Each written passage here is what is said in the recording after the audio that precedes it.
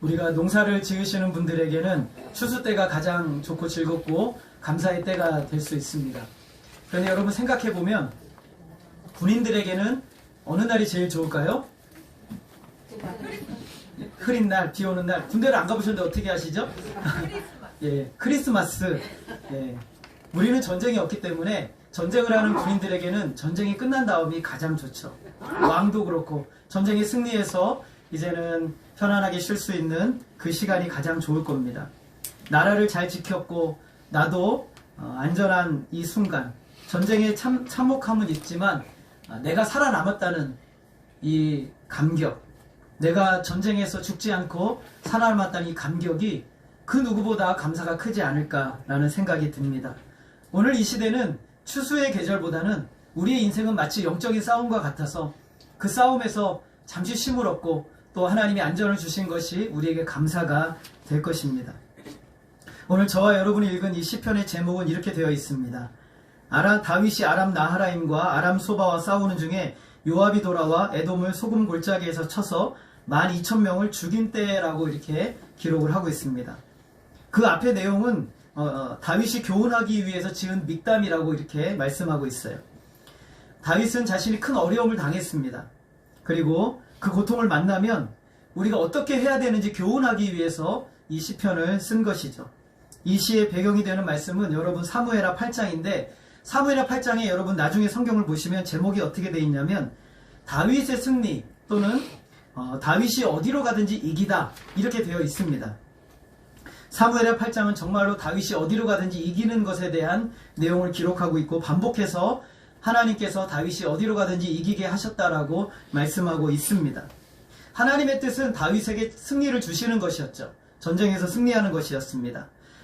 다윗은 이스라엘의 오랜 적이었던 블레셋과의 전쟁에서 승리하고 이 블레셋을 항복을 받고 메덱 암마라는 땅을 취하게 됩니다.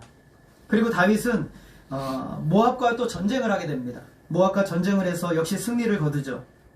아람 사람이 세운 작은 나라가 이 소바라는 땅이었는데 소바왕 하닷에셀과 다윗이 또 전쟁을 합니다. 전쟁을 해서 이기게 되죠. 그런데 이 하닷에셀을 친다는 소식을 듣고 아람에서 군사를 끌고 다윗을 치러 옵니다. 다윗은 맹렬하게 전쟁을 해서 결국에 승리를 거둡니다. 다윗은 그들도 쳐서 이기죠. 그리고 그 다음에 다윗이 또 에돔을 칩니다. 에돔과 전쟁을 하게 되고 전쟁에서 승리를 하게 되죠. 이렇게 해서 승리한 나라들이 아람, 모압, 블레셋, 아말렉, 소바, 에돔을 이겼다라고 사무엘하 8장에서 기록을 하고 있습니다. 이 나라들을 이겨서 이제 이 나라들이 이스라엘의 속국이 되게 된 것이죠. 그런데 오늘 우리가 읽은 시편의 제목을 보면 아람 사람 나하라임과 아람 소바 싸우는 중에 요압이 돌아와 에돔을 소금 골짜기에서 쳐서 12,000명을 죽인 때라고 기록하고 있어요. 이 말이 무슨 말이냐면 전쟁에서 계속 승리했는데 실제 그 당시에 다윗이 느꼈던 감정, 다윗이 만났던 상황이 무엇이었는지를 이 시편에 기록을 하고 있습니다. 다윗의 군대가 두 개로 나누어져 있었어요. 그래서 하나는 요압이 이끌고 하나는 다윗이 이끌고 전쟁을 했습니다. 요압은 에돔을 치고 있었고 다윗은 여기서 전쟁을 하고 있었습니다. 전세가 굉장히 위험해서 엎치락뒤치락 하는 거예요. 다윗이 이기는 것 같기도 하고 다윗이 지는 것 같기도 하고 굉장히 위험한 상황을 만난 것이죠. 그때 이스라엘의 군대 장관 요압과 아비새가 에돔을 쳐서 이기고 같이 합류해서 전쟁을 함으로 다윗의 승리를 하게 되는 역사가 일어납니다. 만약에 요압이 에돔과의 전쟁에서 승리하지 못하고 이 다윗을 도우러 오지 못했다면 아찔한 순간이 되는 것이죠. 다윗이 실패할 수 있었을 거예요. 패배할 수 있었을 그런 어려움에 빠졌을 겁니다. 그런데 하나님의 은혜로 요압이 돌아와서 다윗과 합류를 하고 전쟁에서 승리를 하게 됩니다. 여러분 시편의 말씀에 보게 되면 하나의 문제가 아니라 여러 개의 문제가 계속 발생하고 있어요. 전쟁을 했는데 전쟁은 결코 쉽지가 않죠. 머물러 서서 이길 수 없는 상황입니다. 여러분 혹시 그림을 좋아하십니까? 저는 그림을 모릅니다. 그림을 별로 안 좋아해요. 그림도 못 그리고. 그래서 한 번은 미술관에 간 적이 있었는데 그림을 좀 아는 분들은, 아는 목사님들은 그 그림 앞에 오래 서서 그림을 보는데 저는 너무 지루해요. 그림도 너무 많고 빨리 봐야 되거든요. 일단 빨리 봐야 되기 때문에 막 움직여요. 근데 그림 안에 이제 소개하는 글들이 있으면 그 글들을 좀 읽긴 하는데 결국에는 빨리 지나갑니다. 그런데 여러분 그 그림은 어떻게 그려졌을까요? 그 화가가 기초를 그리고 그 다음에 거기다 색도 칠하고 틀리면 수정도 하고 온갖 몇 날 며칠을 그 그림을 그려서 하나의 그림이 완성이 됩니다. 우리가 봤을 때는 멋지네, 예쁘네, 이거밖에 안 나오는 거예요. 마치 사무엘의 말씀처럼 다윗이 어디로 가든지 이기게 하셨다라는 말씀처럼 그 한 구절의 말씀을 통해서 다윗이 잘했구나, 참 승리했구나, 어떤 사람의 믿음의 삶의 모습을 보면서 참 훌륭하다, 참 잘했구나 라고 할 수 있어요. 그런데 그 사람의 삶의 여정과 과정들은 우리는 들여다보지 못하고 있는 것이죠. 마치 우리가 그림을 보고 속히 넘어가는 것듯이 한 사람의 인생을 바라볼 때도 우리도 그렇게 되는 거예요. 그런데 다윗은 그것을 지나치지 못하도록 시편 60편에서 말씀을 기록을 하고 있는 겁니다. 시편 60편에서 다윗이 어떤 상황을 만났는지 1절부터 3절에서 우리에게 설명해 주고 있어요. 1절에 보면 주께서 우리를 버려 흩으셨고 분노하셨다라고 말하고 있어요. 여러분, 다윗이 만난 상황이 어떤 상황이었냐면 하나님이 자기를 버린 것 같은 상황을 만난 거예요. 마치 자기를 분노하셔서 흩어버리시는 것 같은 그런 절망적인 상황을 만났죠. 2절에 보면 우리 주께서 땅을 진동시키사 갈라지게 하셨사오니, 여러분, 지진이 나서 땅이 갈라져요. 그러면 너무 두렵잖아요. 마치 그런 상황을 다윗이 만났어요. 3절에 보면 주께서 주의 백성에게 어려움을 보이시고 비틀거리게 하는 포도주를 우리에게 마시게 하셨나이다. 저는 술을 안 먹지만 술을 많이 드시면 여러분 그 몸이 어떻게 됩니까? 비틀비틀거려서 제대로 걸을 수가 없죠. 저희 아버지 말씀을 전에 한번 말씀드렸는데 아버지가 어느 날 안 들어오시는 거예요. 그래서 가봤더니 경찰서에 가 계시는 거예요. 그래서 경찰서에 전화가 와서 가봤더니 아버지가 저한테 그러시더라고요. 아니, 이놈의 땅이 올라와서 나를 쳤어, 그러는 거예요. 여러분, 누가 땅을 쳤어요? 저희 아버지가 땅을 쳤죠. 자기 몸을 가눌 수 없는 상황까지 된 거예요. 지금 다윗과 이스라엘 백성들이 지금 어떤 상황입니까? 자기 몸을 가눌 수 없을 것처럼 굉장한 고통과 절망과 흔들림과 두려움에 빠져 있는 거죠. 우리가 이런 일들을 만나요. 다윗은 하나님께서 자기를 버리신 것이 아닌가, 큰 지진이 일어나서 제가 굳건하게 서 있을 수 없을 것 같은 절망스러운 상황을 만난 것은 아닌가, 그리고 마치 하나님께서 나에게 술을 너무 많이 먹이셔서 내가 내 몸을 가눌 수 없을 정도로 절망과 고통의 순간, 답답한 순간에 빠져 있는 것을 느낀 것이죠. 여러분, 이런 문제 앞에서 두려움을 갖는 것은 당연한 것이죠. 두려워하지 않을 수 없습니다. 저와 여러분도 이런 사건들을 만나셨죠. 올 한해 아니면 작년에 또 지금도 만나고 계시는 분이 계실 거예요. 하나님이 나만 버리신 것은 아닌가, 하나님이 나만 유기하신 것이 아닌가, 깊은 수렁에 빠진 것이 해답이 보이지 않고 어디로 가야 할지 방향이 보이지 않는 그런 순간입니다. 지금도 그런 상황이 있을 수도 있죠. 얼마 전에 노상열 선교사님을 만났는데 선교사님이 저에게 그런 얘기를 하더라고요. 인도에 비자가 문제가 생겨가지고 사모님이랑 같이 들어오는 과정에 목사님은 통과하셨는데 사모님이 통과를 못한 거예요. 그래서 사모님은 인도로 다시 들어가라 이렇게 얘기를 하고, 그 다음에 다른 제3국으로 가라는 명령을 받은 거예요. 사모님이 거기서 그 공항에 앉아서 나중에 그러시더래요. 펑펑 혼자 울면서 나 혼자 어떻게 살으라고, 이렇게 하면 어떻게 하냐고 그렇게 울었다는 얘기를 하시더라고요. 마치 나만 떨어진 것 같은, 나만 고립된 것 같은 그런 상황이 지금 다윗이에요. 그리고 여러분이고 우리도 그렇습니다. 여러분, 우리 한 해 동안 살아오면서 이 감사의 계절을 만나면서 여러분의 상황은 어떠십니까? 우리가 어떻게 했고 또 어떻게 해야 합니까? 다윗은 어떻게 했을까요? 다윗은 하나님께 기도합니다. 1절에서 다윗은 이렇게 말합니다. 지금은 우리를 회복시키소서. 더 정확한 히브리어 원문의 번역은 이겁니다. 지금은 우리에게 다시 돌아오소서라는 거예요. 하나님이 마치 떠난 것 같은 상황인데 하나님, 지금 나의 상황과 사건으로 돌아오시옵소서라고 다윗이 하나님께 기도합니다. 한참 전쟁의 순간에 지금 당장 죽을 수도 있고 패배할 수 있을 것 같은 이 상황에 하나님께서 돌아오셔야만 전쟁에서 이길 수 있는 거예요. 유다의 군사력이 강해지는 것이 중요한 것이 아니고 요압이 군사를 에돔에서 전쟁하고 승리하고 돌아오는 것이 승리의 비결이 아닌 거예요. 방법은 딱 하나예요. 하나님이 돌아오셔야 되는 거예요. 하나님이 우리 가운데 오셔서 역사하셔야만 우리가 전쟁에서 승리할 수 있는 것이죠. 하나님이 오셔야만 땅을 진동하게 갈라진 것을 메꾸실 수가 있어요. 하나님이 오셔야만 우리를 비틀거리게 하는 상황에서 바로잡을 수 있는 거예요. 하나님이 오셔야만 되는 것이죠. 다윗이 하나님께 이렇게 기도하는 이유는 하나님은 절대로 그분의 자녀들을 홀로 떨어뜨려 놓지 않으시기 때문입니다. 이것을 확신하는 거예요. 고통과 괴로움의 순간이 내가 하나님께 버림받았다는 증거가 아니에요. 우리는 고통받고 힘들면 하나님이 나를 버리셨구나, 나를 떠나셨구나 라고 생각하지만 그것은 절대로 하나님이 우리를 버리셨다는 증거가 아니에요. 하나님은 자녀들이 만나는 모든 상황은 우리로 하여금 망하게 하고자 하신 것이 아니라는 것이죠. 4절에 보면 다윗은 이렇게 고백합니다. 주를 경외하는 자에게 깃발을 주시고 진리를 위해 달게 하셨나이다. 깃발은 승리를 상징하는 것이죠. 여호와 니시, 니시가 깃발이라는 뜻이거든요. 이 깃발은 그들이 반드시 승리할 것이라는 거예요. 한 부대가 있는데 여러분 그 부대에서 깃발을 드는 사람은 어떤 사람이 될까요? 가장 용감한 사람, 가장 용맹스러운 사람이 깃발을 들어요. 왜냐하면 적의 가장 확실한 표적이 되기 때문에 그래요.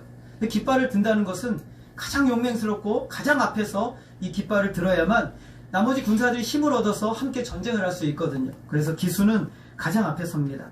그런데 오늘 말씀해 보면 어떤 사람이 깃발을 드는가? 하나님을 경외하는 사람이라고 말하고 있어요.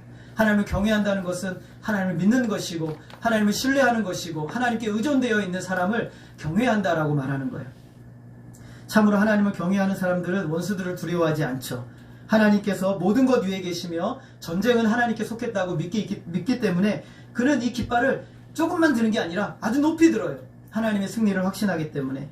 그리고 이 길은 어떤 기냐면 진리를 위하여 달게 하셨다라고 말하고 있어요. 진리는 하나님의 말씀이죠. 하나님의 약속의 말씀을 붙들고 이 깃발을 용감하게 드는 겁니다. 하나님의 약속의 말씀을 들고 깃발을 용감하게 든다는 것은 내가 하나님께 의존하고 모든 것이 하나님 앞에 있다는 것이죠. 그러면서 하나님께서 싸우라고 하시면서 내가 적을 다윗의 손에 주셨다고 하는 거예요. 다윗이요, 사무엘서에 보게 되면 다윗이 놀라운 특징이 하나가 있는데 뭐냐 하면 전쟁을 시작할 때마다 무슨 일을 할 때마다 다윗은 항상 하나님께 물어요. 하나님, 내가 싸워야 됩니까? 말아야 됩니까? 하나님, 적을 저에게 붙이시겠습니까? 안 붙이시겠습니까? 항상 기도해요. 그럼 하나님이 꼭 응답을 주세요. 가서 싸우라. 이기게 하실 것이다. 내가 적을 너의 손에 붙였다. 약속을 주시죠. 그러면 다윗은 지금 전세가 불리하건 전세가 유리하건 상관없어요. 하나님이 주시겠다고 그러면 달려가는 사람이 다윗이었던 거예요. 그는 깃발을 높이 드는 하나님을 경외하는 진리의 말씀을 붙드는 사람이었죠.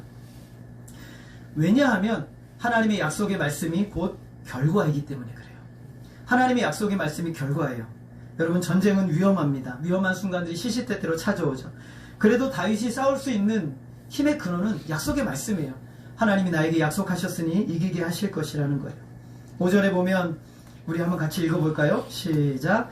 주께서 사랑하시는 자를 건지시기 위하여 주의 오른손으로 구원하시고 응답하소서. 여러분, 사랑하시는 자라는 뜻의 의미가 다윗이에요. 다윗의 이름이 뜻이 사랑하시는 자예요. 자기를 지금 얘기하는 것이죠. 주께서 사랑하시는 자, 나를 건지시기 위하여 주의 오른손으로 구원하시고 응답하소서. 하나님의 자녀들이 하나님의 사랑하시는 자이죠. 하나님의 사랑이 실제로 역사한 백성들을 사랑하시는 자라고 부르는 거예요. 우리들은 예수님의 핏값을 주고 사신 하나님의 백성들입니다. 하나님의 사랑받는 자, 저와 여러분이 다 다윗이에요. 하나님의 사랑받는 자죠. 그러므로 하나님은 그 사랑하시는 자를 위해 싸우시고 구원해내십니다. 오늘 우리가 가장 행복한 순간은 고통스럽고 절망스럽고 힘든 순간이 있다 할지라도 내 마음에 하나님을 향한 믿음이 있어서 약속을 부여잡고 하나님을 의지할 때가 신자는 가장 아름답고 행복한 순간이에요. 내 마음이 이 세상에 무너지지 않고 믿음으로 약속의 말씀을 부여잡고 하나님께 기도하며 의지하며 나아갈 때 신자들은 가장 아름답고 가장 행복한 순간이에요. 그 순간은 참된 믿음은 어떤 비참한 상황에서 낙심하고 절망하지 않고 하나님을 의지하는 거예요.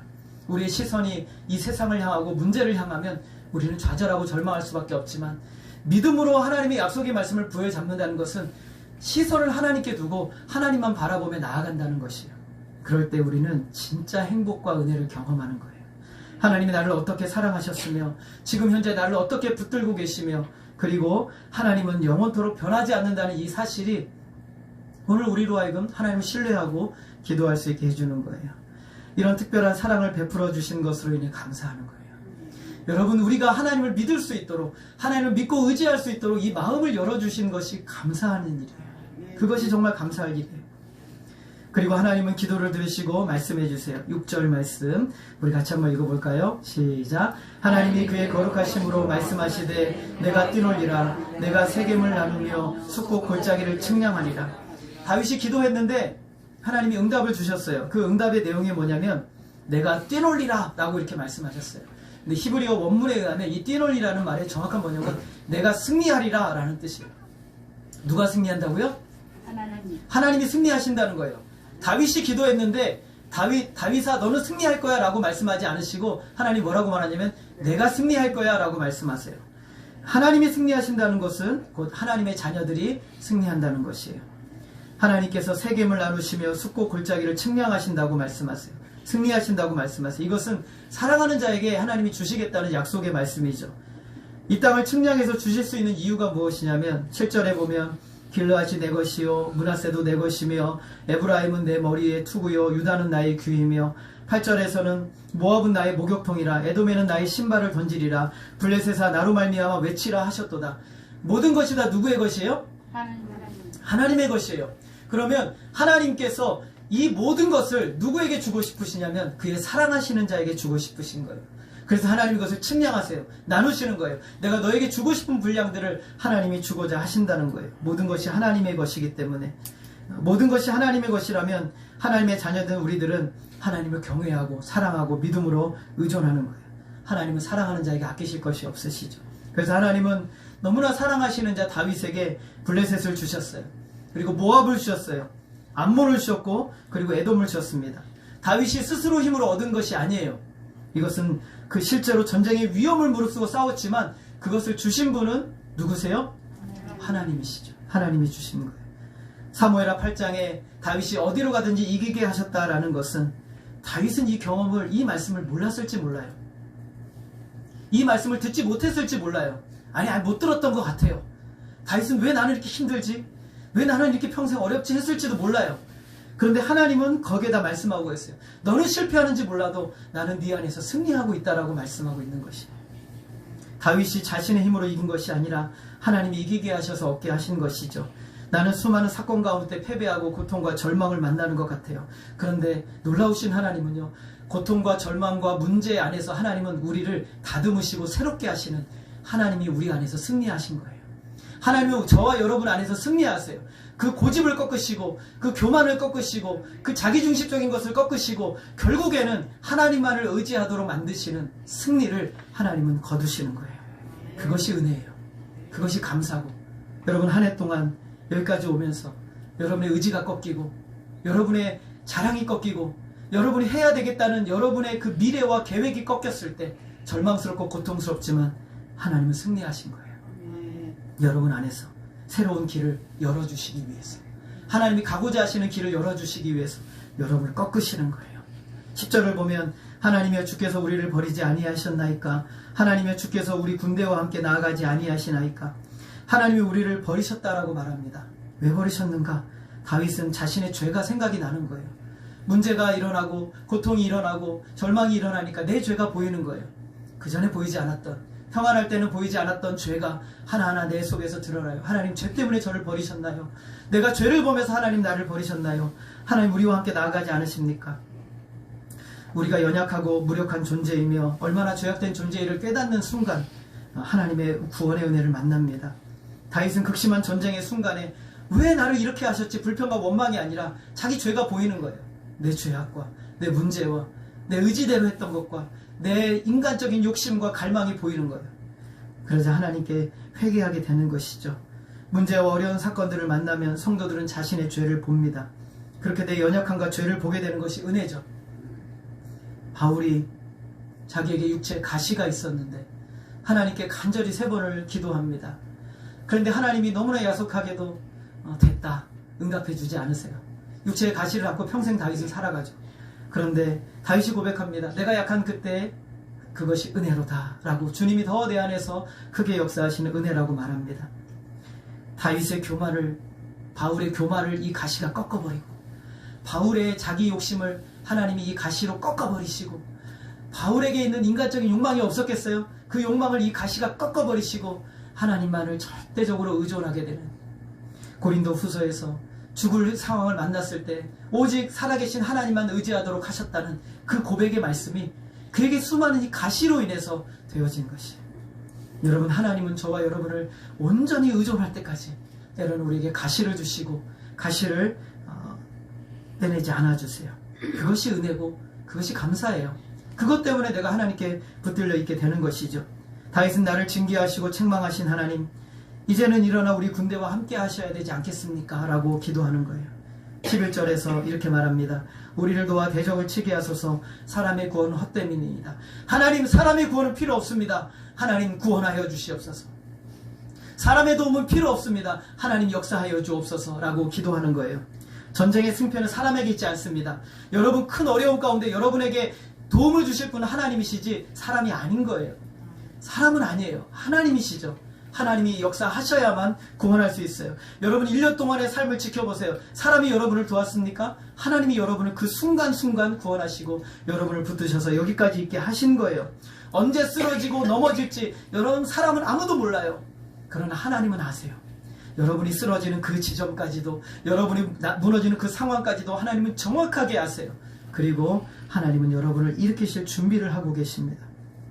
이스라엘 백성들이 다른 것을 의지하자 하나님이 이스라엘을 통해서 의지하지 말라고 말씀하세요. 내가 바벨론도 심판할 것이고 아수르도 심판하실 것이고 애굽도 심판하시고 다 심판하실 터니 하나님만 의지하라고 말씀합니다. 하나님만 의지하라고. 모든 주권은 다 하나님께 있어요. 유다가 의지하고 사랑해야 할 분은 유일한 분 하나님이세요. 강대국도 아니고 세상의 힘도 아니죠. 여러분이 의지해야 될 분은 하나님밖에 없어요. 다윗은 하나님을 의지하는 용기라고 말하고 있어요. 하나님을 의지하는 것은 용기입니다. 왜냐하면 이 세상의 것을 내려놓고 하나님을 붙들 수 있는 것은 용기가 필요해요. 엄청난 용기가 필요한 거예요.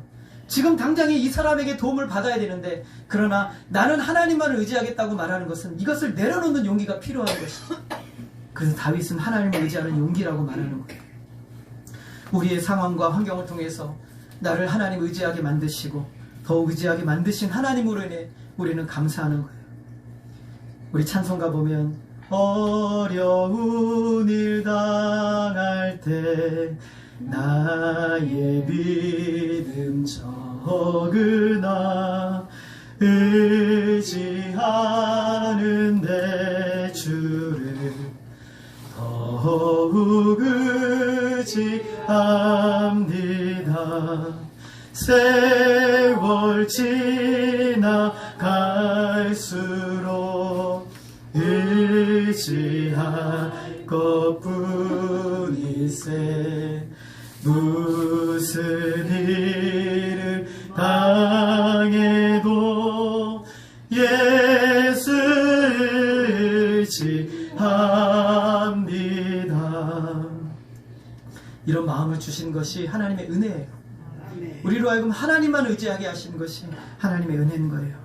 하나님께서 자신과 함께 하신다는 확신을 가진 다윗은 마지막으로 이렇게 고백합니다. 우리 12절 같이 읽겠습니다. 시작. 우리가 하나님을 의지하고 용감하게 행하리니 그는 우리의 대적을 밟으실 이심이로다. 다윗은 고백합니다. 우리가, 다윗과 함께한 믿음의 사람들이, 오늘 우리 교회가 우리가 하나님을 의지하고 용감하게 행하리니 그는 우리의 대적을 밟으실 이심이로다. 우리가 만나는 수많은 문제와 어려움과 고통과 넘지 못할 산의 문제를 다루실 분은 하나님이시라고 고백을 하는 겁니다. 모든 능력이 하나님으로부터 오죠. 우리가 무엇인가 잘한 것이 있다면 하나님이 행하신 일이고, 우리가 뭔가 실수해서 절망 가운데 빠져서 하나님이 우리를 구원해내신 것이 있다면 여전히 하나님이 행하신 일이고, 하나님의 모든 일을 주권적으로 역사하고 계신 거예요. 다윗은 하나님의 약속의 말씀이 바로 여기에 있다고 말하는 것이죠. 다윗은 하나님이 자신과 함께 하신다는 확신을 가지고 있습니다. 다윗이 싸움에 나갈 수 있는 근거는 바로 이것이에요. 우리가 세상에서 만나는 수많은 문제와 어려움 가운데서도 이겨내고 담대하게 나아갈 수 있는 이유는 하나님의 약속의 말씀이 우리 가운데 있기 때문에 그래요. 어떤 권세자도 두렵지 않고 어떤 상황을 만나도 두렵지 않고 우리가 담대히 맞설 수 있는 이유는 바로 하나님이 나의 하나님이시고 오늘 우리를 붙들고 계시다는 그 이유 때문입니다. 다윗은 인생의 전쟁을 만나는 모든 사람들에게 이 시로 교훈하기 위해서 이것을 썼어요. 인생의 전쟁을 만나면 우리는 하나님 앞에 나아가야 되죠. 그리고 우리의 인생이 흔들리는 것 같고 흩어지는 것 같고 땅이 진동하는 것 같고 그리고 지난 술에 취한 사람처럼 이리저리 비틀려 할 수 없는 것이 없는 상황을 만날 때 우리가 해야 될 것은 우리의 의존의 대상이신 하나님께 기도하고 하나님께 나아가는 것입니다. 약속의 말씀을 붙들고 용감하게 행하는 것이 우리가 해야 될 일이죠.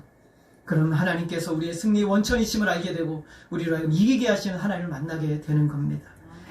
그럴 때 내가 두려워하는 것보다 하나님이 크시다는 것을 알게 되고, 내가 문제되는 것보다 하나님이 위에 계시다는 것을 알게 되고, 이 모든 역사를 주관하시는 하나님을 만나게 되는 거예요. 저와 여러분의 인생의 길에서 하나님이 저와 여러분과 옆에 동행하시며 보혜사 성령님을 보내주시사 나와 지금 동행하시는 하나님, 그 하나님을 만나게 되는 겁니다. 제가 청년 시절에 참 재밌게 읽었던 책 중에 하나가 나니아 연대기라는 책이 있어요. C.S. 루이스라는 분이 쓰셨는데, 그 세 번째 책이 뭐냐면 말과 소년이라는 책입니다. 근데 여기에 주인공이 등장하는 소년이 샤스타라는 소년이에요. 여러분 누구라고요? 샤스타. 우리나라 사람 이름이 아니지 헷갈리죠. 이 샤스타가 자신의 길을 걸어가면서 여러 가지 어려움을 만납니다. 무덤을 지나기도 하고 또 계곡을 지나기도 하고 또 사막을 지나가면서 계속적인 생명의 위험을 받습니다. 그러나 그때마다 참 희한하게도 무슨 사건이 일어나요. 사건이 일어나서 보호를 받게 됩니다. 그리고 그는 자신의 신분 때문에 결혼해야 되는, 자기의 신분 때문에 결혼하는 것이 싫어서 도망을 쳤던 그 소녀, 이 아라비스라는 소녀를 만나게 됩니다. 길에서 함께 동행하게 되죠. 그리고 아라비스와 함께 했던 말이 있는데 이 말이 말을 하는 말이에요. 그래서 그 말과 또 만나게 됩니다. 외롭지가 않죠. 그리고 이제 이 세 명이 아니죠. 두 사람과 말이 드디어 마침내 안전지대에 도착하게 됩니다. 나지막한 이 산을 올라가고 있는데 옆에서 누군가가 계속 따라오고 있는 거예요. 누군가 계속 따라와요. 그리고 옆을 향해서, 그래서 이 샤스타가, 아까 말했죠, 샤스타가 옆에 있는 누군가를 향해서 이렇게 말합니다. 누가 있지 지금? 내 옆에 누가 있지? 당신은 누구야? 이렇게 묻습니다.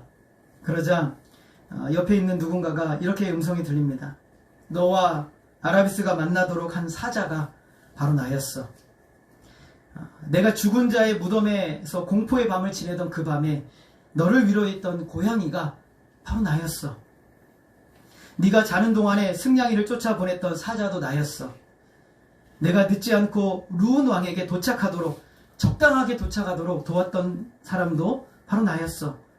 너의 말들이 최선을 다해 달리도록 뒤에서 쫓았던 사자도 나였어. 그러자 소년이, 샤스타가 단도직입적으로 묻습니다. 대답해 주세요. 당신의 이름이 무엇입니까? 라고 물어요. 그러자 그 옆에 있는 그림자가 이렇게 말합니다. 나는 스스로 있어서 있는 자야 라고 대답해 줍니다. 신비로운 음성으로 3번 대답합니다. 처음의 음성은 땅이 흔들리는 지축을 흔드는 거대한 음성이었고, 두 번째 음성은 명확하고 밝은 음성이었고, 세 번째는 나뭇가지를 스치는 부드러운 음성이었어요. 샤스타가 이 음성을 듣는 순간 이렇게 말합니다. 나는 조금 전까지 나를 해치지 않을까 하는 옆에 있는 존재에 대한 두려움에 떠나서 갑자기 나를 둘러싸는, 그리고 나를 감격해 하는 놀라운 일들이 내 안에서 일어나기 시작했어. 동시에 난 한 번도 경험하지 못했던 벅찬 기쁨이 내 속에서 솟아나는 것을 느낄 수가 있었다라고 고백합니다. 여러분, 저와 여러분의 인생을 추격하는 것 같은 인생의 문제와 고비와 문제마다 여러분을 도왔던 그 사람이 바로 하나님이셨고, 여러분의 고통의 순간에, 여러분의 문제 가운데 절망하고 좌절할 때 여러분을 위로했던 그 사람이 바로 하나님이셨고, 그리고 여러분이 넘지 못할 산 앞에 있어서 고통과 절망 가운데 있었을 때 여러분과 동행하며 여러분의 손을 잡고 그 산을 넘었던 분이 바로 여호와 하나님이셨던 거예요. 역사를 이끌고 계셨던 임마누엘의 하나님, 예수 그리스도가 바로 저와 여러분과 있었던 것이죠. 오늘 저와 여러분은 혼자 이 길을 걷는 것이 아닙니다. 나 혼자 치열한 싸움 속에 다윗과 같이 버려진 것 같은 느낌을 받는 것이 아니죠. 나 혼자 패배하고, 나 혼자 실패하고, 나 혼자 이 문제 안에 갇혀 있는 것도 아니에요. 하나님께서 지금 여기에 저와 함께, 여러분과 함께 여기에 계셔요. 그리고 다윗을 어디로 가든지 승리하게 하셨다고 말씀하시는 하늘에 새겨진 그 이야기들이 바로 저와 여러분의 삶의 여정을 이끌고 역사하고 계시다는 사실을 믿으시기를 바랍니다. 한 해 동안 여기까지 인도하신 분은 하나님이셨습니다. 이제 앞으로 나아가게 하실 하나님도 하나님이십니다. 하나님을 의지하는 용기로 싸웠던 다윗과 같이 이 다윗이 이스라엘 백성들을 향해서 하나님을 의지하여 용기 있게 나가자라고 말하는 것처럼 여러분 남은 한 해 그리고 여러분의 남은 생이 하나님을 전적으로 의지하는 용기를 가지시고 주님 앞에 나아가시고 무섭고 치열한 전쟁의 현장 가운데 답답하고 너무나 지루하고 오래되는 이 문제 가운데 하나님을 의지하는 용기로 주님 앞에 나아가셔서 하나님이 흔들어졌던 땅이 정상으로 돌아오고 그 갈라졌던 땅을 메워지고 흔들리게 하는 우리를 정상으로 만들어주시는 하나님의 역사를 여러분의 삶의 현장에서 경험하고 누리시는 이 추수감사의 계절 그리고 여러분의 평생의 감사의 계절이 되시기를 주님의 이름으로 소원합니다. 기도하겠습니다. 하나님 아버지, 오늘 추수감사의 계절에 여기까지 우리와 동행하시고 모든 순간순간마다 계셨던 자리, 함께 하셨던 자리가 바로 하나님이셨음을 우리가 믿고 고백합니다. 다윗이 전쟁에서 하나님을 의지하는 용기로 싸워 나아갔던 것처럼 오늘 우리의 삶의 현장에서도 하나님만 의지하는 용기로 주님 앞에 나아갈 수 있는 믿음의 삶이 되게 하여 주옵소서.